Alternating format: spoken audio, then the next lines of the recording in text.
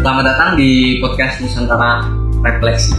Saya Danu sebagai moderator hari ini, dan kita kedatangan tamu yaitu Mas Febri. Dia dari Batak, ya. Dia adalah salah satu narasumber yang akan mengupas bagaimana kita menghadapi tantangan era VUCA dengan landasan etika kebangsaan dan ajaran Parmalim tersebut. Kita mulai, izinkan saya jelaskan dulu apa itu VUCA, supaya kita semua tahu apa itu arti VUCA itu sendiri.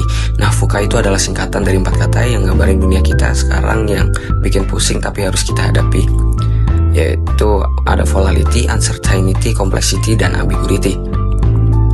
Nah, yang pertama ini ada volatility alias ketidakstabilan. Ini bisa digambarkan seperti cuaca hujan deras yang datang tiba-tiba pas lagi jalan kaki pulang kampus. Nah, yang kedua ini ada uncertainty alias ketidakpastian. Susah banget untuk ditebak, seperti masa depan.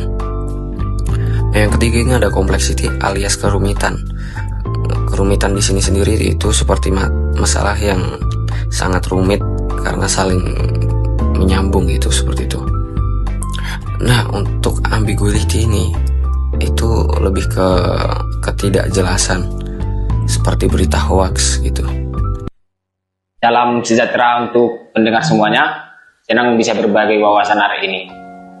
Oke, Mas Febri, jadi sebelum kita membahas lebih jauh nih soal VUCA dan etika kebangsaan, saya ini atau kami nih sebagai warga negara Indonesia ini ingin tahu bagaimana kami ingin menyampaikan bela sungkawa yang mendalam atas bencana alam yang baru-baru ini melanda Sumatera, khususnya di daerah Sibolga. Bagaimana ajaran Parmalim memandang peristiwa seperti ini? Ya, terima kasih Mas Dendro.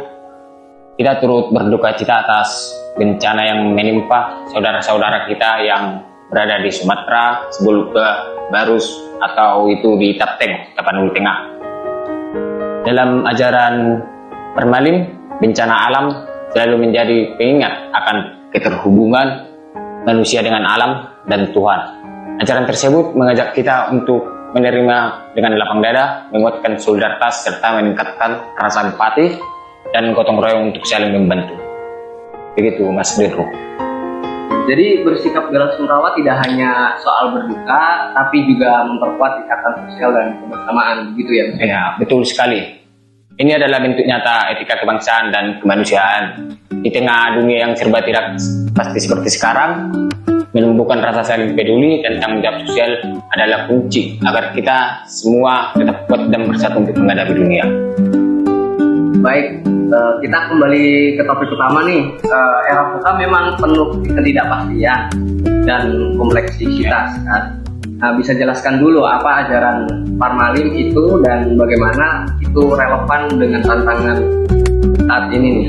Baik, Parmalim itu mengajarkan harmoni antara manusia, alam, dan Tuhan. Nilai-nilai seperti kesabaran, musyawarah, dan gotong royong juga ada dalam ajaran Ugama Parmalim atau Ugama Parmalim. Sangat esensial untuk mengklarifikasi ketidakpastian atau ambiguitas VUCA. Saat dunia berubah cepat, menjaga integritas dan solidaritas, sebagaimana diajarkan, ini bisa menjadi jangkar yang kokoh bagi umat Parmalim. Ini bagaimana nilai-nilai ini dapat diterapkan oleh generasi muda nih yang hidup dalam dinamika digital yang seperti ini kan berubah-ubah begitu kan? Ya, bagi generasi muda Parmalim perlu menanamkan nilai tanggung jawab, moral atau kejujuran, dan harmoni sosial dalam arus informasi yang belum tentu benar. Mereka diajarkan untuk berpikir kritis dan menjaga perdamaian yang bisa mempererat kebangsaan dan keutuhan bersama. Itu kira-kira dari ajaran. Ya. Jadi pesan terakhir nih dari Mas Febri nih apa kira-kira?